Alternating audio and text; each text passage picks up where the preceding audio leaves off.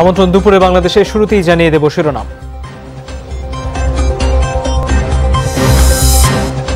কাল থেকে উঠে যাচ্ছে পরিবহন ও দোকানপাটের বিধিনিষেধ। আজই রাস্তায় ভিড়, যাত্রী চলাচলে প্রস্তুত বাস, ট্রেন, লঞ্চ। অনেক দিন যাবত বয়ে রয়েছি, বাসা অনেক মা বোন ছোট ভাই বাবা আছে। আমরা 2 টাকা কামাইতে আরো আমগো সংসার চলবো। গণটিকা কার্যক্রমের চতুর্থ দিনে ভ্যাকসিনের চেয়ে গ্রহীতা বেশি, আবারও অনিশ্চয়তার মুখে অনেকের দ্বিতীয় ডোজ। সংকট হবে না বলছে স্বাস্থ্য বিভাগ। ব্ল্যাকমেইল ও প্রতারণা করে এরশাদ ট্রাস্টের অর্থ হাতিয়ে নেওয়ার চেষ্টা বিদিশার, তার বিরুদ্ধে লন্ডনে টাকা পাচারের অভিযোগ। $2.7 মিলিয়ন তার অ্যাকাউন্টে এসেছিল, সেই টাকাটা উনি ট্রান্সফার করেছে বিদিশার অ্যাকাউন্টে। রিমান্ড শেষে নায়িকা পরিমণিকে নেওয়া হয়েছে আদালতে। সুষ্ঠু তদন্তের স্বার্থে আরো 5 দিন জিজ্ঞাসাবাদ করতে চায় সিআইডি।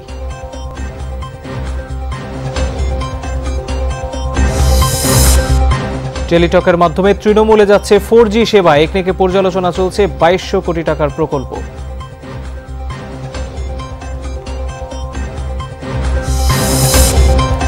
অস্ট্রেলিয়ার বিপক্ষে অবিস্মরণীয় জয়ে আন্তর্জাতিক গণমাধ্যমে উচ্ছ্বসিত প্রশংসা টাইগারদের। বাংলাদেশ সফরের জন্য দল ঘোষণা কিউইদের।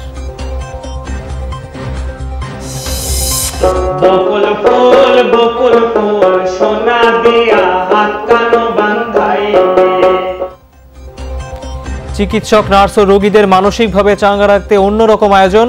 করোনার বিষণ্ণতা ভুলিয়ে আশা জাগানোর চেষ্টা।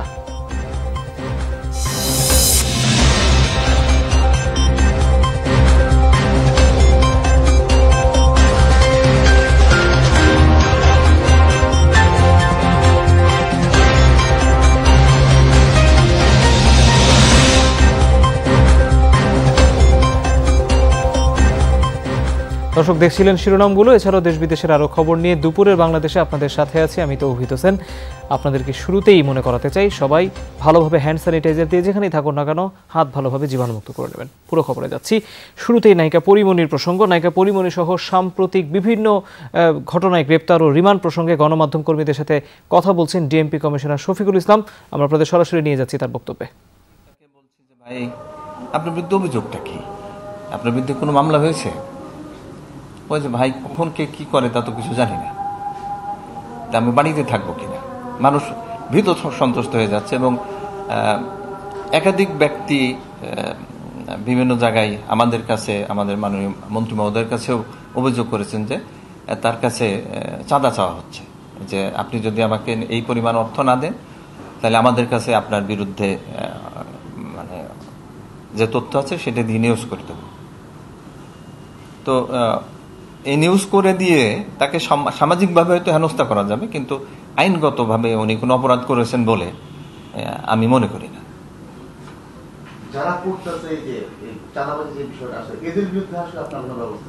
আসলে মুশকিল হলো যে ব্যক্তির কাছ থেকে চাঁদা নিয়েছে উনি তো প্রকাশ্যে আসতে চাচ্ছেন না।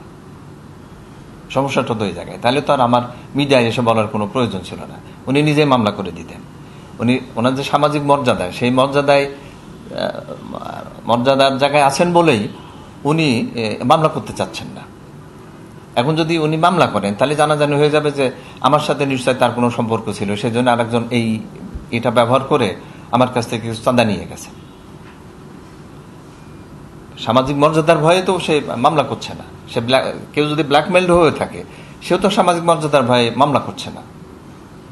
তো যেহেতু কোনো মামলা নাই, তো তাদের বিরুদ্ধে কেন ব্যবস্থা নেওয়া হবে?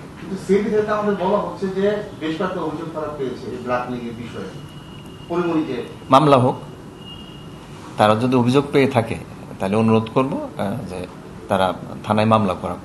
মামলা তো আর সিআইডিতে হবে না, মামলা থানাতে হবে অথবা মামলা কোর্টে হবে। এরকম মামলা হোক, মামলা হলে তারপরে ব্যবস্থা নেওয়া হবে। একটা বিষয় জানার আছে, সেটা হলো যে একজন বাদীর সাথে তদারকি কর্মকর্তার সম্পর্কটাকে যদি এটা প্রকাশে তাতে কিভাবে দেখছেন? না, আপনি যেটা বলছেন সেটা আসলে এই মামলার কোনো তদারকি অফিসার না। সাকলাইনের সাথে পরিমণির এই মামলার কোনো সম্পর্ক নাই, কোনো মামলার সাথে সম্পর্ক নাই। সে মামলাটি হয়েছে ঢাকা জেলায়, বোট ক্লাবে যে মামলাটি হয়েছে ঢাকা জেলায় হয়েছে। সেই মামলার তদন্তের সাথে তদারকির সাথে ডিএমপি ডিবির কোনো অফিসারের কোনো সম্পর্ক নেই। তাহলে ওই ঘটনায় যেটা যা ফুটেজ বলুন বা তথ্য যেটা জনসম্মুখে এসেছে, এই ঘটনায় কি পুলিশ বা আপনারা বিব্রত? অবশ্যই অবশ্যই অবশ্যই মানে একজন বিসিএস এর ক্যাডার অফিসার এই ধরনের একটা অনৈতিক সম্পর্কে জড়াবে, এটি কখনোই প্রত্যাশিত না। তার বিরুদ্ধে ব্যবস্থা নেওয়া হবে। আরেকটা হচ্ছে যে এই যে অভিযান চলছে, মানে আর কোনো পরিকল্পনা আছে কিনা যে এই জাতীয় যারা মানে অসামাজিক নানান ধরনের অপকর্মের সঙ্গে যুক্ত তাদের বিরুদ্ধে মানে জাস্ট ক্লিনিং ইমেজ বিষয়ের জন্য অভিযানটাকে অব্যাহত থাকবে না? এরকম যদি আপনার দেখি যে সব বিষয়ে আমি মনে করি না যে পুলিশের হস্তক্ষেপটা করা দরকার। এখন যে বিষয়টি নিয়ে আমরা অভিযানে গেছি, আমরা একটা ঘটনার পরে, বিশেষ করে পরিমণির যে ঘটনাটা, এটার পরে আমরা একটু নড়ে চড়ে বসলাম যে আসলে আন্ডারওয়ার্ল্ডে কি হচ্ছে। তো তখন যখন দেখলাম যে এই ধরনের কিছু অনৈতিক কাজ হচ্ছে, তখন কিন্তু আমরা একটা অভিযানে গেছি। তো যদি এই ধরনের মানে কার্যকলাপ চলে, তাহলে আমরা সুনির্দিষ্ট অভিযোগের ভিত্তিতে আমরা অভিযান পরিচালনা করব। তবে একটা জিনিস আপনার স্বীকার করতে হবে যে এই বাংলাদেশের আইনে এটি অত্যন্ত ছোট একটা অপরাধ। আমরা যেভাবে সামাজিক অবক্ষয়ের কথা বলছি অথবা ধর্মীয় দৃষ্টিতে এটি অনেক বড় ধরনের অপরাধ, কিন্তু মনে করেন যে আমি কোথাও অভিযান করে একজন প্রখ্যাত মডেল এবং একজন সমাজের খুব উচ্চ দরের একজন মানুষকে আপত্তিকর অবস্থায় পেলাম, আমি কি করতে পারি? আমি 290-তে একটা প্রসিকিউশন দিতে পারি, 100 টাকা জরিমানা। এর বাইরে কিছু করার কিন্তু আইনে কোথাও নাই, যদি আমি ধরতে পারি তাকে হাতে নাতে। আর যদি না ধরতে পারি, তাহলে তার কোনো ব্যবস্থা নেওয়ার কোনো সুযোগ নাই। একটা বিষয় একটু আরো জানার ছিল, সাপ্লাই সাহেবের ব্যাপারে। আপনি শুরুতে বলেছিলেন যে 18 বছরের উপরে যে কেউ যে কারোর সাথে সম্পর্কে জড়াতে পারে।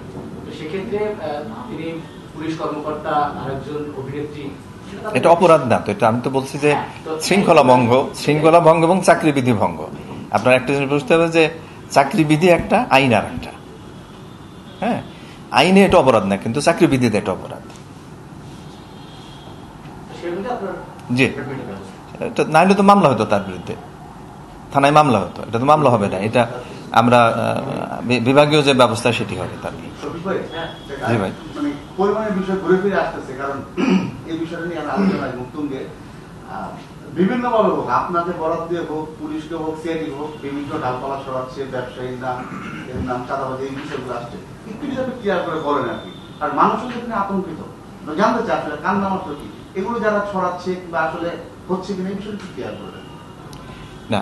মানে এখন যেহেতু মামলাটা সিআইডি তদন্ত করছে, আমি যতটুকু জানি, আমি সিআইডির চিফের সাথে কথা বলেছি, উনিও পরিষ্কারভাবে বলেছেন যে এই ধরনের কোনো তালিকা তৈরি করার অথবা কাউকে অ্যারেস্ট করার কোনো আইনগত কোনো ভিত্তি নাই, এবং এই ধরনের কোনো কাজ পুলিশের কোনো সংস্থা করছে না। কোনো তালিকা তৈরি করা, কাউকে অ্যারেস্ট করা, এই ধরনের কোনো কাজ করছে না পুলিশ। G, thank you. থানায় অভিযোগ করতে বা ফর্মালি অভিযোগ করতে, ফর্মালি অভিযোগ ছাড়াও আপনাদের ইন্টেলিজেন্স থাকে, একটা বিষয় নিয়ে অবজারভেশন থাকে, একটা বিষয় নিয়ে আপনারা প্রাথমিকভাবে তদন্ত করেন। এই চক্রটা সম্পর্কে আপনাদের ইন্টেল কি, মানে ইন্টেলিজেন্সটা কি? আসলে ইন্টেলিজেন্সের বিষয়টা দিয়ে মামলা হয় না। আমি এই চক্র, হ্যাঁ, এটা মানে বিভিন্ন জায়গা, বিভিন্ন সংস্থারই আছে। আপনাদের মানে এই আপনাদের পেশার লোকও আছে, আমাদের পেশার লোকও আছে। জি, থ্যাংক ইউ।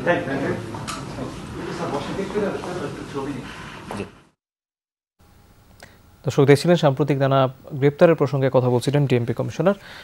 পরের খবরে যাচ্ছি। 11 আগস্ট থেকে গণপরিবহন চালুর সিদ্ধান্তে তোড়জোড় চলছে টার্মিনাল, স্টেশন আর বন্দরে। বাস, ট্রেন, লঞ্চগুলোতে প্রস্তুতি চলছে পুরো দমে। লকডাউন শেষে পরিবহন চালুর সিদ্ধান্তে বেশ খুশি মালিক শ্রমিকরা। রেলে চলছে অগ্রিম টিকিট বিক্রি, যদিও অনলাইনে টিকিট কিনতে গিয়ে ভোগান্তিতে পড়ছেন অনেকে। প্রথম দিনে 36টি ট্রেন ছেড়ে যাবে দেশের বিভিন্ন গন্তব্যে। নতুন যেন সাজ সাজ রব ঘষে মেজে কিংবা নতুন রঙে রাঙিয়ে পথে নামতে প্রস্তুত করা হচ্ছে বাসগুলো। গাড়ি ধুচ্ছি 11 তারিখ থেকে গাড়ি বের হবে, এই কারণে চেক চেকিং করে গাড়ি কমপ্লিট করলাম। রং দিচ্ছি, নতুন করতেছি গাড়ি। 2 মুসা কমপ্লিট করতেছি, যাতে 11 তারিখ থেকে আবার চলতে পারি। বাসের যান্ত্রিক ত্রুটি সারিয়ে সচল করার ব্যস্ততা এখন গ্যারেজ আর টার্মিনালগুলোতে। লকডাউনের কারণে বন্ধ থাকার পর গণপরিবহন চালুর সিদ্ধান্তে খুশি মালিক শ্রমিকরা। আর্থিক ক্ষতি দূর হয়ে ফিরবে সচ্ছলতা, তাই সড়ক মহাসড়কে নামার অপেক্ষায় পরিবহন শ্রমিকরা। আমরা যদি গাড়ির লকডাউন চলে তাহলে আমরা কেমনে চালাম? আমরা অনেক দিন যাবত বয়ে রয়েছি, বাসা অনেক মা বোন ছোট ভাই বাবা আছে। পরিবহন তো ধরেন বন্ধ করতে করতেই শেষ। আমরা 2 টাকা কামাইতে আরো আমগো সংসার চলবো। আমগো তো সংসারে এখন চালানোর মতন কোনো উপায় দেখতেছি না। বুধবার থেকে খাঁ রেল স্টেশনও ভরে উঠবে মুখরতায়। জংশনে পড়ে থাকা ট্রেনগুলো যাত্রী নিয়ে ছুটে যাবে দূরের গন্তব্যে। অনলাইন ও কাউন্টারে 50% করে চলছে আগাম টিকিট বিক্রি, কিন্তু অনলাইনে টিকিট কাটতে বিড়ম্বনার অভিযোগ করেন অনেকেই। অনলাইনে চেষ্টা করে পাইনি, তো কাউন্টারে আসলাম। যাব ট্রাভেল করব 12 তারিখে, 11 তারিখে টিকিট পেলাম না, আর খুব স্ট্রাগল করে একটা কেবিন পেলাম। অ্যাপসে হলে ভালো হতো, কিন্তু সকাল 8টা থেকে আমরা আসলে অ্যাপসে ঢুকতেই পারি নাই। 50%-এর জায়গায় 100% দেওয়াতে আমার মনে হয় সেটা ভালো হয়েছে, কারণ আপনার 50% ফাঁকা রাখলেও ট্রেনে দেখা যায় যে 100% যাত্রী আছে। কমলাপুর স্টেশন মাস্টার জানান, অনলাইনে একসাথে অনেক মানুষ চেষ্টা করায় জট লেগে গেছে। 1 মিনিটে 5000 ঢুকতে পারে, তো এটা 5000 ঢুকলে বা 20,000 ঢুকলে তখন টিকিট পাবে ধরেন 200 বা 300 জনের টিকিট পাবে, তখন তো তাই সে জাম পাবেই। সদরঘাটে ভিড়ে আছে লঞ্চগুলো। মঙ্গলবার মধ্যরাত থেকেই দূরের পথে পাড়ি দেবে সেসব। শেষ মুহূর্তের প্রস্তুতি তাই লঞ্চ শ্রমিকদের মধ্যে। সারি সারি লঞ্চ অলস পড়ে আছে এই সদরঘাটে। প্রাণচাঞ্চল্যহীন এই ঘাট আবারও নতুন করে চাঞ্চল্যে ভরে উঠবে বুধবার থেকে, কিন্তু সেই চলাচলের ক্ষেত্রে, গণপরিবহন চলাচলের ক্ষেত্রে সাধারণ মানুষের প্রতি সচেতনতা বাড়িয়ে স্বাস্থ্যবিধি নিশ্চিত করাটাই সবচেয়ে জরুরি এবং চ্যালেঞ্জ বলে মনে করছেন জনস্বাস্থ্য বিশেষজ্ঞরা। সাইফুদ্দিন রবিন, যমুনা নিউজ, ঢাকা। দর্শক, লকডাউনের আরো খবর আমরা সরাসরি জানতে চাই। সহকর্মী রাব্বি সিদ্দিকী আছেন এই মুহূর্তে সায়েন্স ল্যাব এলাকায়, তার কাছে যাচ্ছি। রাব্বি, কাল থেকে সবকিছু শিথিল হচ্ছে, আজকে আর গণপরিবহনের ক্ষেত্রে বা অন্যান্য ক্ষেত্রে কঠোর বিধিনিষেধ দেখতে পাচ্ছেন? সকাল থেকে রাজধানীর চিত্র কেমন?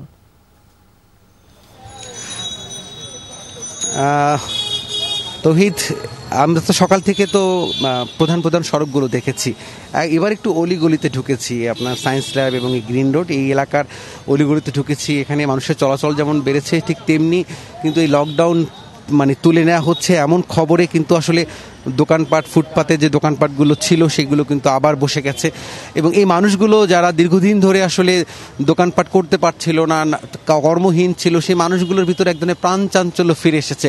আমরা একটু যারা রাস্তায় ফুটপাতে দোকান করে সেই মানুষগুলোর সাথে কথা বলার চেষ্টা করি। লকডাউন তো তুলে উঠে যাচ্ছে কাল থেকে, কেমন লাগছে? ভালো লাগছে ভাই, লকডাউন আর আমাদের দরকার নাই, আমাদের জীবন শেষ, আমরা জীবন্তভাবে মারা গেছি ভাই। কি করব, দিন আনি দিন খাইতে পারি না, পরিস্থিতি অনেক খারাপ। আমাদের লকডাউনের প্রয়োজন নাই। লকডাউন দিয়ে তো রোগীর আক্রান্ত কমাতে পারে নাই, আর মৃত্যুর হারও কমাইতে পারে নাই। আমাদের এগুলো দরকার নাই ভাই।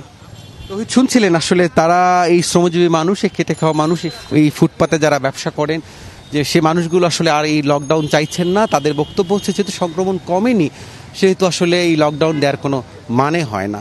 তৌহিদ, রাব্বি, ধন্যবাদ আপনাকে। আমরা জানছিলাম রাজধানীর খবর, লকডাউনের খবর।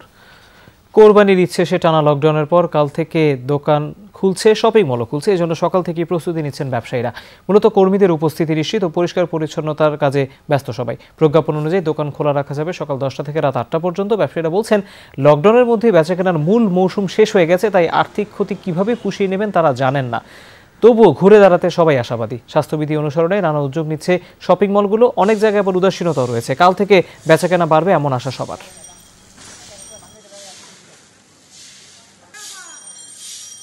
অনেকদিন পর খুলতেছে তো খারাপ লাগবে, কারণ খোলা থাকলে একটু ভালো হইতো, কিন্তু বন্ধ সবারই অসুবিধা। কালকে খুললাম হইলে একটু ঝাড়পোছ করে থাকবো, পরে 2 দিন পরে আপনি ইনশাআল্লাহ পুরোভাবে খুলবো। গণটিকার চতুর্থ দিনে রাজধানীর টিকা কেন্দ্রগুলোতে ভিড় ছিল কিছুটা কম, তবে বরাদ্দকৃত ভ্যাকসিনের চেয়ে প্রত্যাশী সংখ্যা বেশি হয় কিছুটা বিপাকে পড়েছেন টিকাকর্মীরা। যদিও নগরীর বিভিন্ন কেন্দ্রে ভিড় এড়িয়ে সুষ্ঠুভাবে টিকা কার্যক্রম চলছে। সর্বস্তরের মানুষ, বিশেষ করে বয়স্ক ও নিম্ন আয়ের মানুষকে টিকার আওতায় আনতে সরকারের এমন গণটিকা কার্যক্রম চলছে। সংশ্লিষ্টরা বলছেন, প্রতিটি কেন্দ্র 6 দিনের জন্য 2100 টিকা পেয়েছে, যা চাহিদার তুলনায় বেশ কম। তাই প্রত্যাশা অনুযায়ী টিকা দেওয়া যাচ্ছে না, এজন্য ক্ষোভও জানান অনেকে। যদিও কালাচাঁদপুর স্কুল কেন্দ্রের মতো 2-1টি কেন্দ্র ব্যতিক্রম, আগে থেকেই স্থানীয় পর্যায়ে নিবন্ধন নিবন্ধন করায় অতিরিক্ত ভিড় ছিল না।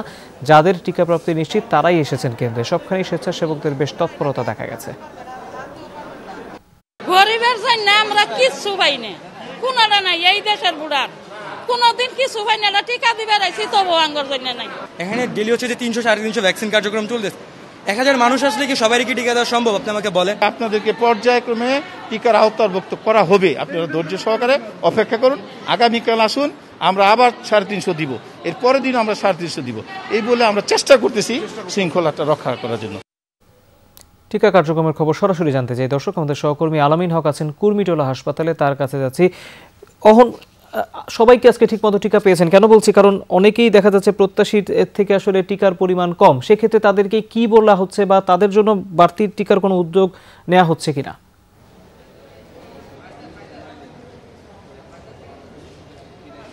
না তৌহিদ, এখন পর্যন্ত তাদের জন্য বাড়তি টিকার কোনো খবর নেই। বিশেষ করে যে টিকা কেন্দ্রগুলোতে রয়েছে সেখানে, অর্থাৎ গণটিকা কার্যক্রম আসলে যতটা প্রত্যাশা ছিল সেই প্রত্যাশা পূরণ করতে পারেনি। তবে স্বাভাবিক টিকা কার্যক্রম কুর্মিটোলা হাসপাতাল সহ অন্যান্য যে হাসপাতালগুলোতে কিংবা রাজধানীর 16টি হাসপাতাল, আরও অনেক হাসপাতালে যে কার্যক্রম ছিল সেটি কিন্তু বেশ ভালোভাবেই চলতো, অর্থাৎ স্বাভাবিক কার্যক্রম বেশ ভালোভাবেই চলছে। প্রত্যাশা ছিল গণটিকা কার্যক্রমে নিম্ন আয়ের মানুষ, বিশেষ করে বয়স্ক যারা রয়েছেন তাদেরকে টিকার আওতায় আনা। সেই প্রত্যাশা পূরণে কিছুটা হোঁচট খেতে হয়েছে। টিকা প্রাপ্তি নিশ্চয়তা আসলে টিকা কেন্দ্রগুলো পায়নি। তাদেরকে আমি দেখেছি কোনো কোনো কেন্দ্রে মাত্র 2100 টিকা দেওয়া হচ্ছে। সেই কেন্দ্রগুলোতে প্রায় 40,000 ভোটার রয়েছেন, অর্থাৎ 25 বছরের ঊর্ধ্বে যদি যাদেরকে টিকা দেওয়া হবে সেই সংখ্যা প্রায় 15 থেকে 16,000, সেখানে মাত্র 2,000 টিকা দিয়ে সেটি আসলে নিশ্চিত করা যাচ্ছে না। যে কারণে টিকা যারা দিচ্ছেন তারাও আসলে অনেকটা বিপক্ষে পড়েছেন, আর যারা অপেক্ষা করছিলেন তাদেরকেও আসলে শেষ পর্যন্ত বলা হচ্ছিল যে তারা যেন পরে আসেন এবং আগে আসলে আগে পাবেন ভিত্তিতেই টিকাটি দেওয়া হচ্ছিল। কিছু কিছু কেন্দ্র আগে থেকেই তাদের নিজস্ব ব্যবস্থাপনায় নিবন্ধনের ব্যবস্থা করায় সেসব কেন্দ্রে কিন্তু খুব বেশি ভিড়ভাট্টা দেখা যায়নি এবং সেগুলোতে সুষ্ঠুভাবে টিকা দান কার্যক্রম চলেছে এবং গণটিকা কার্যক্রমের এই ছিল খবর। আর হচ্ছে স্বাভাবিক অবস্থায় যেসব টিকা কেন্দ্রগুলোতে টিকা দেওয়া হচ্ছিল, অর্থাৎ স্বাভাবিক টিকাদান কার্যক্রম, সেই টিকাদান কার্যক্রম চলছে। এবং এই আমি যে কেন্দ্রে রয়েছি এখন কুর্মিটোলা হাসপাতালে, এখানে কিন্তু সকালে বেশ ভিড় থাকে, তারপরেও মানুষ কিন্তু এখনও রয়েছেন, তারা টিকার জন্য আসছেন এবং সেই টিকা প্রাপ্তি নিশ্চিত তারা হবেন এবং তারা বলছেন যে অন্যান্য দেশের মতো তারা হয়তো তৃতীয় ডোজও পাবেন এমন আশা, এবং সেই পাওয়ার কিংবা সেই আশার পারদ কিন্তু অনেক বেশি। তৌহিদ, আলামিন, ধন্যবাদ আপনাকে। নির্মাণে প্রচলিত স্টিল বেছে নেবেন নাকি বেছে নেবেন এশিয়ার প্রথম কোয়ান্টাম ইলেকট্রিক আর্ক ফার্নেসে তৈরি বিশ্ব সেরা স্টিল? জিপিএইচ ইস্পাত, দৃঢ়তার প্রতিশ্রুতি। এদিকে দ্বিতীয় ডোজ দেওয়ার মতো পর্যাপ্ত মজুদ না থাকলেও চলছে ভ্যাকসিন ক্যাম্পেইন, ফলে আবারও অনিশ্চয়তার ঝুঁকিতে সিনোফার্মের টিকা গ্রহীতারা। যদিও স্বাস্থ্য বিভাগের দাবি ভ্যাকসিন আসার তথ্য নিশ্চিত জেনেই প্রথম ডোজ দেওয়া হচ্ছে। বিশেষজ্ঞরা বলছেন মানুষের দ্বারে ভ্যাকসিন নিয়ে যাওয়া প্রশংসনীয়, তবে ব্যবস্থাপনায় ঘাটতি স্পষ্ট। মহামারী ঠেকাতে ভ্যাকসিন নেয়ার উৎসব দেশ জুড়ে। গ্রামেগঞ্জের ভ্যাকসিন বুথে 2500 মানুষের লম্বা লাইন। ক্যাম্পেইনের প্রথম দিনে ভ্যাকসিন পেয়েছেন 30 লাখ, আর দ্বিতীয় দিনে প্রায় 8 লাখ। চলছে স্বাভাবিক কার্যক্রম। সব মিলে প্রথম ডোজ পেয়েছে প্রায় 1.5 কোটি মানুষ, আর তাতেই সংখ্যা দ্বিতীয় ডোজ নিয়ে। নতুন করে প্রথম ডোজ না দিলেও দরকার মোট 3 কোটি ডোজ ভ্যাকসিন, কিন্তু দেশে এখন পর্যন্ত এসেছে 2.5 কোটি ডোজের কিছু বেশি ভ্যাকসিন। পরিকল্পনার ক্ষেত্রে আসলে এক ধরনের অতি সরলীকরণ বা জনপ্রিয়তা, সস্তা জনপ্রিয়তা, এই বিষয়গুলো যদি আসলে পরিকল্পনায় প্রাধান্য পায় তাহলে যা ঘটে এগুলো কারণ। উচিত হবে সম্পদের সর্বোত্তম ব্যবহারের জন্য সংগৃহীত টিকাগুলো প্রাথমিক পর্যায়ে ঝুঁকিগ্রস্ত মানুষকে দিয়ে মৃত্যু কমানো এবং হাসপাতালে ভর্তি কমানো। অক্সফোর্ডের প্রথম ডোজ দেয়া বন্ধ। ফাইজারের ভ্যাকসিন পাওয়া গেছে 1 লাখ, প্রথম ডোজ দেয়া হয়েছে 50,000 মানুষকে। উপহারে মডার্না মিলেছে 55 লাখ। এ পর্যন্ত 17 লাখ মানুষ পেয়েছে প্রথম ডোজ। তবে মজুদ ও প্রয়োজনের অসঙ্গতি সিনোফার্মের বেলায়। পাওয়া গেছে 81 লাখ, কিন্তু এরই মধ্যে প্রথম ডোজ দেয়া হয়েছে প্রায় 70 লাখ ডোজ, কিন্তু এখনো হাতে আসেনি দ্বিতীয় ডোজের সিনোফার্ম। প্ল্যানটা ওইভাবে করতে যে যাকে আমরা যে টিকা দেব উনি যাতে সেকেন্ড ডোজটা পান। কারণ অনেক সময় এরকম হতে পারে যে হয়তো বা দেখা গেল ওই টিকাটা আর আমরা পাচ্ছি না, সেক্ষেত্রে সেকেন্ড ডোজটা দেওয়া আমাদের জন্য একটু মুশকিল। যে এখন আমাদের বেশি জোর দিতে হবে ব্যবস্থাপনার দিকে। এখনো কিছু ঘাটতি আছে। ঘাটতির মধ্যে একটা হলো, দেখছেন আপনি যে একটা এলাকায় কত লোক টিকা পাবে এটা আমরা জানি না। তবে স্বাস্থ্য বিভাগ বলছে শীঘ্রই হাতে আসছে সিনোফার্মের টিকা, ফলে সংকট থাকবে না। পাশাপাশি অন্য ভ্যাকসিনও পাইপলাইনে আছে বলেও জানান তারা। কালকে পরশু 3 দিন সিনোফার্মের বড় 3টা লট আসছে, ঠিক আছে, আমরা ওইটা সেকেন্ড ডোজ দিতে পারবো। আর রেজিস্ট্রেশন করে অনেকে অপেক্ষা করছেন যারা টিকা নিতে পারেন নাই। তার মধ্যে ঢাকা একটা বড়, চিটাগং আরেকটা, এরকম। এইগুলোতে আমাদের হাতে এখন যে মডার্না ভ্যাকসিন আছে এইটা আমরা এখন দিয়ে দেবো। যেগুলো কোভ্যাক্স থেকে পেয়েছি, এই সমস্ত টিকার ক্ষেত্রে আমরা ঝুঁকি নিতে চাই না, আমরা এটাকে অর্ধেক করেই দেব। এর আগে অ্যাস্ট্রাজেনেকার টিকা নিয়ে অনিশ্চয়তায় পড়ে প্রায় 14 লাখ মানুষ। কথা থাকলেও আসেনি সেরামের ভ্যাকসিন। রাসেল আহমেদ, যমুনা নিউজ, ঢাকা। নায়িকা পরিমণি, প্রযোজক রাজ ও মডেল মৌ ও দীপুকে আদালতে নেওয়া হয়েছে। দ্বিতীয় দফায় সিআইডি 5 দিনের রিমান্ড চাইতে পারে। এর আগে 7 দিনের রিমান্ড চাইলে 5 দিনের রিমান্ডের অনুমতি দেন আদালত। জিজ্ঞাসাবাদে গুরুত্বপূর্ণ তথ্য পাওয়া গেছে বলে জানায় আইনশৃঙ্খলা বাহিনী। এছাড়া বনানী থানায় পর্নোগ্রাফি মামলায় রাজকে 10 দিনের রিমান্ডে নিতে আবেদন করেছে পুলিশ। আজ এই মামলার শুনানি হতে পারে। এদিকে হেলেনা জাহাঙ্গীর, পরিমণি, রাজ, পিয়াসা, মৌসহ সাম্প্রতিক গ্রেপ্তারকৃতদের বিরুদ্ধে করা 12 মামলার তদন্তভার চেয়েছে র্যাব। এই নিয়ে পুলিশ সদর দপ্তরে চিঠিও দেওয়া হয়েছে। শুক্রবার এক আদেশে ডিবি থেকে সব মামলা সিআইডিতে হস্তান্তর করে পুলিশ সদর দপ্তর।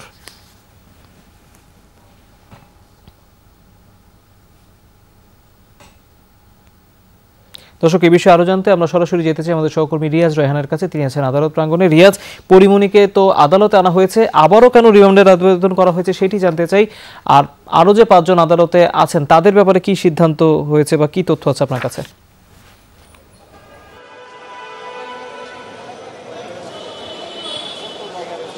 তহিদ, আনা হয়েছে অনেকক্ষণ আগেই, প্রায় 12টা কিছু সময় পরে তাদেরকে আনা হয়েছিল, কিন্তু এখন পর্যন্ত আদালতে তোলা হয়নি। এখানে 15 নম্বর আদালতের বিচারক ম্যাজিস্ট্রেট দেবব্রত বিশ্বাস তার আদালতে হাজির করার কথা রয়েছে। এবং পরিমণি সহ যে একই দিনে যে 4 জনকে গ্রেফতার করা হয়েছিল, পরিমণি, নজরুল ইসলাম, রাজ, সবুজ আলী এবং দীপু, এই 4 জন একই মামলা রয়েছে। এবং 4 জনকে যে প্রথম দফা 7 দিনের পরিবর্তে যে 4 দিনের রিমান্ড দেওয়া হয়েছিল, সেই 4 দিনের রিমান্ড শেষে আজকে আদালতে হাজির করা হয়েছে এবং প্রত্যেকের আরও 5 দিন করে রিমান্ড আবেদন করা হবে বলে জানিয়েছেন সিআইডি কর্মকর্তারা। পাশাপাশি এর আগে ঢাকা মহানগর গোয়েন্দা পুলিশের হাতে গ্রেফতারকৃত মডেল পিয়াসা এবং মৌয়ের রিমান্ড চলছে। দ্বিতীয় দফায় রিমান্ড চলছিল। দ্বিতীয় দফার রিমান্ড শেষে মৌকে হাজির করা হয়েছে। তৃতীয় দফায় আবারও 5 দিনের রিমান্ড আবেদন করা হবে বলে জানিয়েছেন কর্মকর্তারা। পাশাপাশি রাজীব বিরুদ্ধে যে পর্নোগ্রাফি আইনের মামলাটি রয়েছে সেটিরও শুনানি হওয়ার কথা রয়েছে। তবে এখানে একটি বিষয়, যদি সিআইডি যে মাদক মামলা রয়েছে সেই মাদক মামলায় পুনরায় রাজের রিমান্ড আবেদন করে বা তাকে রিমান্ডের দেওয়া হয়, তাহলে সেই রিমান্ড শেষ হওয়ার পরেই মূলত রাজের বিরুদ্ধে যে পর্নোগ্রাফি মামলা দায়ের করা হয়েছিল বনানী থানায় সেটির শুনানি অনুষ্ঠিত হবে এবং সেই বিষয়ে রিমান্ড আবেদন করা হবে। তো এর আগে এটি আসলে শুরু হওয়ার কোনো সুযোগ নেই। তো কর্মকর্তারা যেটি বলছেন বা এখানকার কোর্টের যারা উপস্থিত আইনজীবীরা রয়েছেন তাদের সাথে আমরা কথা বলে যেটি জানতে পেরেছি যে পরিমণিকে এখনও মেট্রোপলিটন ম্যাজিস্ট্রেট আদালতের যে গারদখানা বা হাজতখানা রয়েছে সেখানে রাখা হয়েছে। কিছুক্ষণের মধ্যে আমরা যতটুকু খবর পাচ্ছি 1টা থেকে 2টার মধ্যে তাকে তোলার কথা রয়েছে। তবে যেহেতু এখন আদালতের স্বাভাবিক কার্যক্রম বন্ধ, সেক্ষেত্রে আমরা দেখেছি এর আগের মামলাগুলোতে বিকেল 3টা নাগাদ আসামিদেরকে হাজির করা হয় আদালতে। তো এখানেও এই ক্ষেত্রেও সেটি ঘটবে কিনা সেটি এখন নিশ্চিতভাবে বলা যাচ্ছে না। তবে আইনজীবীরা বলছেন তারা যত দ্রুত সম্ভব আদালতের সামনে তাদেরকে দ্বিতীয় দফায় এবং মৌকে তৃতীয় দফায় হাজির করার যে প্রক্রিয়া সেটি চলমান রয়েছে এবং যত দ্রুত সম্ভব তাদেরকে হাজির করে আবারও রিমান্ড আবেদনের জন্য শুনানি অনুষ্ঠিত হবে। রিয়াজ, ধন্যবাদ আপনাকে। প্রতারণা ও ব্ল্যাকমেইল করে সাবেক রাষ্ট্রপতি হুসেইন মোহাম্মদ এরশাদের বিপুল পরিমাণ অর্থ ও সম্পদ আত্মসাতের অভিযোগ উঠেছে বিদিশার বিরুদ্ধে। অভিযোগের বিষয়ে অনুসন্ধানে নেমে পাওয়া গেছে বিস্ময়কর তথ্য। $3.7 মিলিয়ন দুবাই হয়ে লন্ডনে পাচারের অভিযোগ করেছেন বিভিন্ন জন। এছাড়া এরশাদ ট্রাস্টের অর্থ সম্পদ হাতিয়ে নেওয়ার ষড়যন্ত্রের অভিযোগও উঠেছে বিদিশার বিরুদ্ধে। জাতীয় পার্টিতে বিদিশা সিদ্দিক বিতর্ক নিয়ে আব্দুল্লাহ তুহিনের ধারাবাহিকের আজ দ্বিতীয় পর্ব।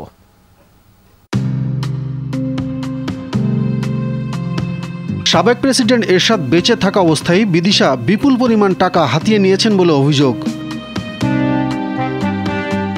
জাতীয় পার্টির শীর্ষ নেতাদের মতে এরশাদ তার প্রেমে অন্ধ হওয়ার সুযোগ নেন বিদিশা। একের পর এক হাতিয়ে নিতে থাকেন ধন সম্পদ। সেটির একটি অংশ এখন সে মনে করেছে যে এই জাতীয় পার্টির আঙ্গিনায় যে সমস্ত ধন সম্পদ আছে এগুলো আমি হাতিয়ে নিতে পারবো অনায়াসে, সেই জন্য নতুন পরিকল্পনায় নেমেছে। পরিচয় ঘনিষ্ঠতার পর থেকেই বিদিশার নজর পড়ে এরশাদের সুইস ব্যাংকের টাকায়। বিয়ের আগেই 2001 সালের 22 মে এরশাদের চিঠির প্রেক্ষিতে আবুধাবির ন্যাশনাল ব্যাংকে এরশাদের অ্যাকাউন্ট থেকে $3.7 মিলিয়ন স্থানান্তর করে সুইস ব্যাংক কর্তৃপক্ষ। সেখান থেকে সমপরিমাণ টাকা লন্ডনের ন্যাশনাল ওয়েস্টমিনিস্টার ব্যাংকে বিদিশা হুইসনের নামে খোলা অ্যাকাউন্টে স্থানান্তর হয়। এসব দালিলিক প্রমাণ নিজের কাছে থাকার দাবি করলেন জাতীয় পার্টির সাবেক এই হুইপ। এবং সেই কাগজপত্র হোসেন মোহাম্মদ এরশাদ আমাকে নিজে হাতে দিয়েছেন। আমি সেই কাগজপত্র রংপুর আদালতে দিয়েছি। সেই কাগজপত্র আমি হাইকোর্টে, মহামান্য হাইকোর্টে দাখিল করেছি। সেই কাগজপত্র বর্তমান সুপ্রিম কোর্টে আপিল নাম্বার 407 2008-2018 মামলা বিচারাধীন আছে। জাপা সাবেক এমপির দাবি, স্বল্প সময়ে বিপুল পরিমাণ টাকা জমা হওয়ায় বিদিশার আয়ের উৎস জানতে চায় ন্যাশনাল ওয়েস্টমিনিস্টার ব্যাংক। তখন টাকা রক্ষার কথা বলে চাপে ফেলে এরশাদকে বিয়ে করেন বিদিশা। এরপর 2003 সালে বিদিশা ব্যাংক কর্তৃপক্ষকে জানায় তার স্বামী এরশাদ বাংলাদেশে জমি বিক্রি করে টাকা দিয়েছেন। তবে $3.7 মিলিয়ন তার অ্যাকাউন্টে এসেছিল। সেই টাকাটা উনি ট্রান্সফার করেছে বিদিশার অ্যাকাউন্টে। এটি আমি আদালতে দাখিল করেছি। 3.7 মিলিয়ন। আর একটা পাউন্ড, উনি 4,88,000 পাউন্ড তিনি বিদিশার অ্যাকাউন্টে ট্রান্সফার করেছেন। এটার মূল কাগজ আমি আদালতে দাখিল করেছি। বিদিশা শুধু এরশাদকেই প্রতারণা জালে ফাঁসাননি, যুক্তরাজ্য সরকারের সাথেও প্রতারণা করে যাচ্ছেন। এরশাদের কাছ থেকে হাতিয়ে নেওয়া টাকায় 29 এডিসন কোর্ট, হোপ স্ট্রিট ও 116 ক্রাউন ওয়েলে বিলাসবহুল বাড়ি কিনলেও তার আগের ঘরের সন্তান ও স্বামী পিটার স্টুয়ার্ট হুসেনকে সরকারি বাসায় রেখেছেন রাজনৈতিক আশ্রয়ের মাধ্যমে।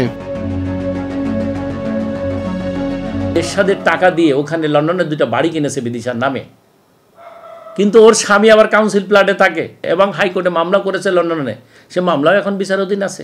একটা মানুষই তো অভিযোগ করছে, আর তো কেউ অভিযোগ করে না আমার সম্পর্কে। তো কোনো অভিযোগ আমি কোথাও দেখিনি আজ পর্যন্ত। উনি এটা বললে তার হবে না। এটা উনি এরশাদের জীবিত থাকা অবস্থায় উনি বলতে পারতেন। তাহলে উনি 20 বছর পর এখন এগুলো বললে চলবে?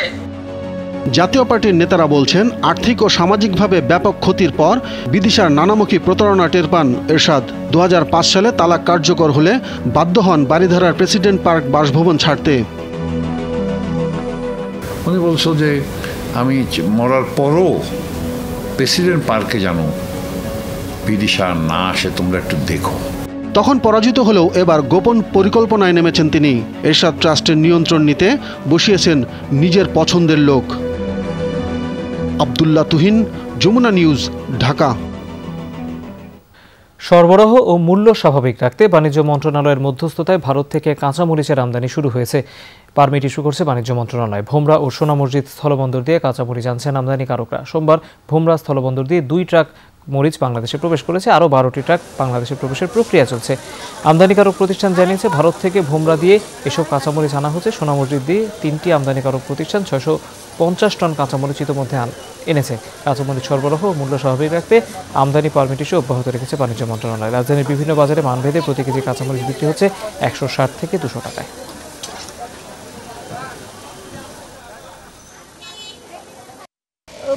আমদানি কম। এই টাইমে তো প্রতি বছরই মরিচের দাম বাড়ে, এটা জানা কথা। এটা বর্ষাকাল, এখন তো গ্রামে সব ক্ষেত পানির নিচে, এই জন্য স্বাভাবিক পর্যায়ে এখন একটু দাম বাড়বে। হাসপাতাল ও শিক্ষা প্রতিষ্ঠান টার্গেট করে গ্রামে পৌঁছানো হবে 4G সেবা। এর ফলে প্রত্যন্ত অঞ্চলে গুরুত্বপূর্ণ সেবায় গতি আসবে। এই জন্য টেলিটকের মাধ্যমে 4G সম্প্রসারণ ও 5G সেবা চালুর উদ্যোগ নিয়েছে সরকার। খরচ হবে প্রায় 2200 কোটি টাকা। বাস্তবায়ন শেষ হবে 2023 সালে। এ সংক্রান্ত প্রকল্প অনুমোদন দিয়েছে জাতীয় অর্থনৈতিক পরিষদের নির্বাহী কমিটি একনেক। সভায় সভাপতিত্ব করেছেন প্রধানমন্ত্রী শেখ হাসিনা। এ সময় 10টি প্রকল্প অনুমোদন দেওয়া হয়, যার বাস্তবায়নে খরচ হবে 7,985 কোটি টাকা। পরিকল্পনা মন্ত্রী এম এ মান্নান জানান, টেলিটকের প্রকল্পে পুরো অর্থ দেবে সরকার। 60 কোটি টাকা আসবে ওই অপারেটরের নিজস্ব তহবিল থেকে। প্রকল্পের আওতায় নতুন 3000 BTS তৈরি করা হবে, থাকবে অন্যান্য আধুনিক অবকাঠামো।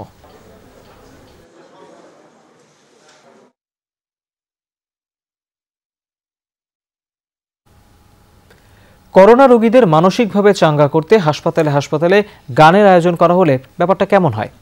একটু অন্যরকম শোনালেও সেই কাজটিই করেছে বেসরকারি হেলথ অ্যান্ড হোপ হাসপাতাল। যারা একটু একটু করে সেরে উঠছেন তাদের জন্য কোভিড ওয়ার্ড প্রাঙ্গণে বসেছে গানের আসর। এই নিয়ে বেশ ইতিবাচক সাড়া পেয়েছেন আয়োজক ও অংশ নেয়া শিল্পী। মনিরুল ইসলামের রিপোর্ট। আমার মাটির পিঞ্জিরার সোনা মাটিরও পিঞ্জিরার সোনার ময়না, বকুল ফুল দিল না আমার মনও না চায় অথবা ইন্দুবালা গানগুলো মিশে আছে বাঙালির অস্থিমজ্জায়। গানগুলো মাথায় আসলে চোখে ভাসে নদীর তীর, বটতলা কিংবা স্কুল মাঠে হাজার দর্শক শ্রোতার কথা। কিন্তু সেটি নয়, প্রথাগত নিয়ম ভেঙে গানের আসর বসেছে খোদ হাসপাতালে।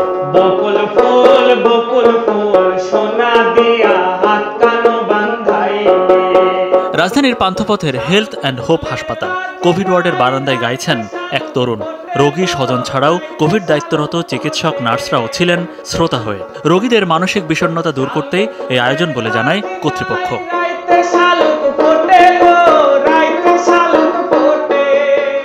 অনেকগুলো ফ্যাক্টর আছে, বৈজ্ঞানিকভাবে এর সাথে কোনো কাটাকাটি নেই। কারণ আমরা যদি থেরাপিউটিক বা ফার্মাকোলজিক্যাল চিকিৎসা বলি, ওষুধ দিয়ে চিকিৎসা, তার সাথে এই নন ফার্মাকোলজিক্যাল বিষয়গুলো অবশ্যই থাকবে। ইম্পর্টেন্ট পয়েন্ট ছিল যে রোগীরা খুব রিকভারি ফেজে আছেন যারা, তাদেরকে নিয়ে কাজটা করতে হবে। যার এখন অ্যাকিউট ক্রাইসিস আছে, অক্সিজেন লাগছে, এই ধরনের রোগীকে তো আমি তার কেবিনের বাইরে নিয়ে আসতে পারবো না। এমন একটি দিনে আমরা প্রোগ্রামটা করতে পেরেছি যেদিন আমার ম্যাক্সিমাম রোগী সুস্থ অবস্থায়, সুস্থতার পথে ছিলেন। রোগীদের রিয়াকশন ছিল সাংঘাতিক, কিন্তু রোগীরা আরো অনেক বেশি গান শুনতে চাচ্ছিলেন।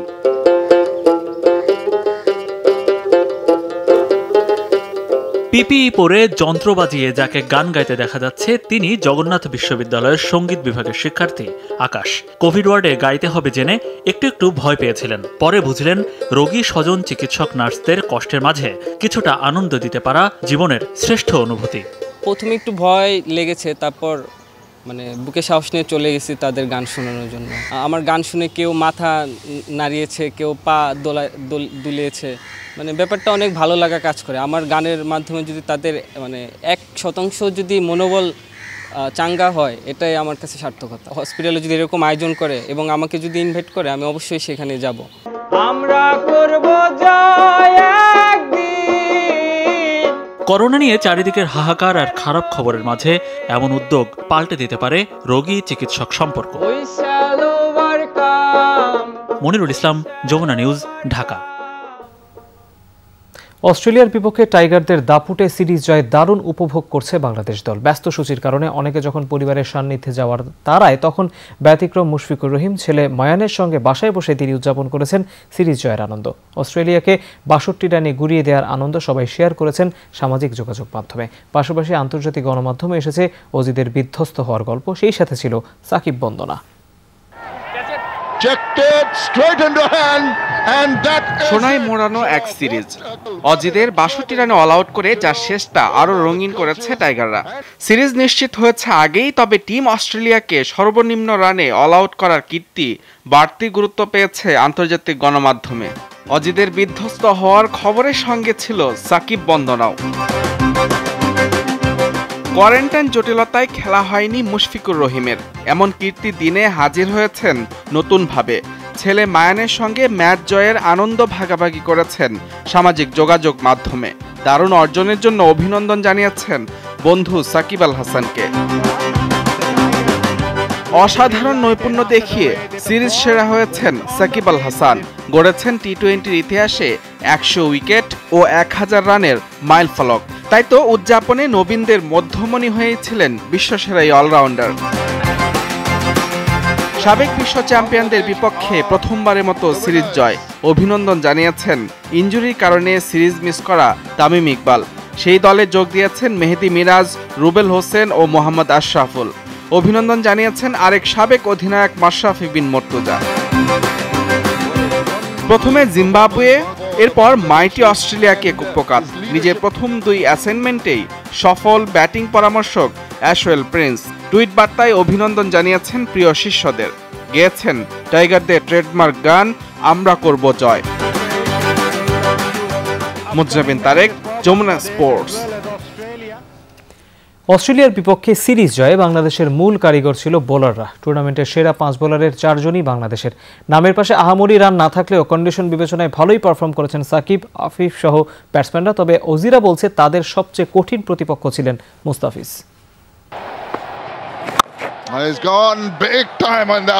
অস্ট্রেলিয়ার বিপক্ষে সিরিজে বাংলাদেশ দলের জয়ের ভিত টিম পারফরম্যান্স।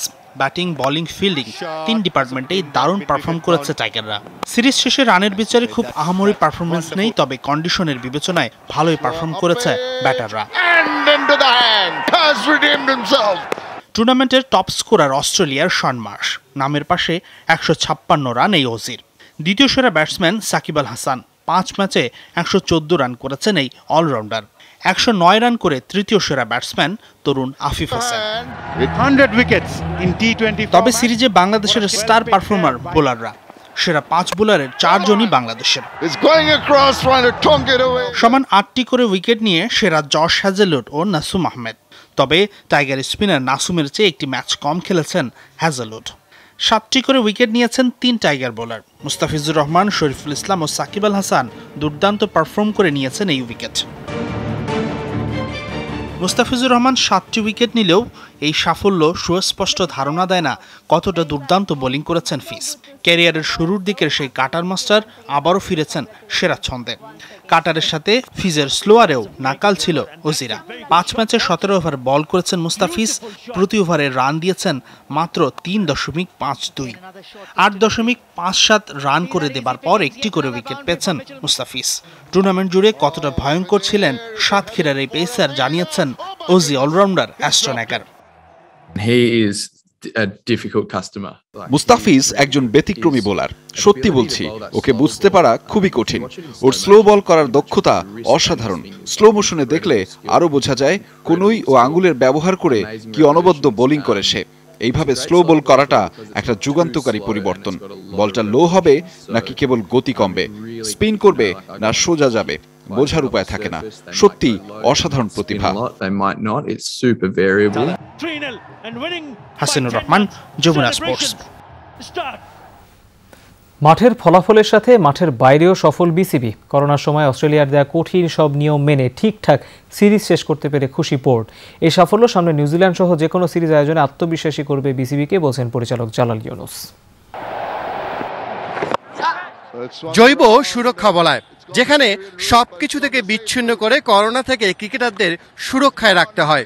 এর আগেও সে বায়োবাবলে উইন্ডিজ আর শ্রীলঙ্কার বিপক্ষে সিরিজ আয়োজন করেছিল বিসিবি, কিন্তু এবার অস্ট্রেলিয়া বলেই চ্যালেঞ্জটা ছিল অন্যরকম। বিমানবন্দরে ইমিগ্রেশন না করা, থাকার জন্য আস্ত একটা 5 স্টার হোটেল, মাঠে বল গেলে ফেরত না আসা, এমন সব কঠিন শর্ত দিয়েছিল অজিরা। তাই তো মাঠের ফলাফলের থেকেও ঠিকঠাক সিরিজটা শেষ করাটাই ছিল বড় চ্যালেঞ্জ বোর্ডের জন্য। কিছু টার্মস এন্ড কন্ডিশন ছিল, মাঠের বাইরেও ছিল, একটা চ্যালেঞ্জ তো ডেফিনেটলি ছিল। তো আমরা এটাকে চ্যালেঞ্জগুলো আমরা মেনে নিয়েছিলাম। আমরা দেখাতে চেয়েছিলাম যে আমরা পারি। আন্তর্জাতিক কোনো দলকে নিয়ে এসে এখানে বায়োবাবলের মধ্যে খেলানো, that was a big challenge, but we were successful. ওইটা সাকসেসফুল হওয়ার পর থেকে আমাদের কনফিডেন্স অনেক বেড়ে গেছে। জানাই ছিল পান থেকে চুন খসলেই বিপদ। তার উপর উইন্ডিজে করোনার কারণে ম্যাচ স্থগিত হওয়ার অভিজ্ঞতা নিয়ে এসেছিল অজিরা, কিন্তু গেল 10 দিনে 9 বারের করোনা টেস্টে পজিটিভ আসেনি কেউই। তাই তো বলাই যায় করোনা ঢুকতে পারেনি বাংলার বায়োবাবলে। আমরা এখানে একটা ইভেন্ট করেছি, সেখানে এখন পর্যন্ত আলহামদুলিল্লাহ কোনো ইনফেকশন ধরা পড়েনি সোফার। এটা আমাদের ডেফিনেটলি একটা বড় একটা আমাদের মানে অ্যাচিভমেন্ট বলতে পারবো অ্যাকচুয়ালি। এরই মাঝে অবশ্য আফসোস থেকেই যাচ্ছে বোর্ডের। মাঠ আর মাঠের বাইরে লেটার মার্ক পাওয়া বাংলাদেশের সাফল্য দেখা যায়নি খোদ অস্ট্রেলিয়াতেই। দেশটির কোনো টিভি চ্যানেলে যে প্রচার হয়নি এই খেলা। ক্রিকেট অস্ট্রেলিয়া কিন্তু একটা স্টেপ নিতে পারত, তারা কিন্তু যদি উদ্যোগ নিত, আমার মনে খেলা দেখানোর কোনো এত কঠিন ব্যাপার ছিল না। Tahmid Ahmed, Jamuna sports, Mirpur Bangla stadium, Dhaka. এদিকে বাংলাদেশ সফরের জন্য টম লাথামকে অধিনায়ক করে 15 সদস্যের দল ঘোষণা করেছে নিউজিল্যান্ড। স্কোয়াডে রাখা হয়নি আসন্ন টি-20 বিশ্বকাপ দলের কোনো ক্রিকেটারকে। ফলে বাংলাদেশ সফরে আসছেন না নিয়মিত অধিনায়ক Kane Williamson, Martin Guptill, Tim Southee ও ট্রেন্ট বোল্ট সহ দলের তারকা ক্রিকেটাররা। দলে নতুন মুখ রচিন রবীন্দ্র, কোল ম্যাককনকি ও বেন সিয়ার্স। 5 ম্যাচে টি-20 সিরিজ খেলতে আগামী 24শে আগস্ট বাংলাদেশে আসবে নিউজিল্যান্ড দল। সিরিজের প্রথম ম্যাচ আগামী 1 সেপ্টেম্বর। কিউই কোচিং স্টাফের নিয়মিত সদস্যদের অনেকে আসবেন না বাংলাদেশ সফরে। এদিকে পাকিস্তান সফরের জন্য আলাদা দল ঘোষণা করেছে কিউইরা। পাশাপাশি ঘোষণা করা হয়েছে টি-20 বিশ্বকাপ ও ভারত সফরের দলও।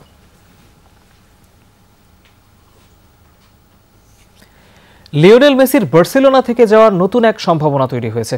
ক্লাবের ইতিহাসে সেরা এই ফুটবলারকে রেখে দেওয়ার শেষ চেষ্টা হিসেবে নতুন চুক্তির প্রস্তাব দিয়েছে বার্সেলোনা। এমন খবর স্প্যানিশ গণমাধ্যম চ্যানেল বেতেভের।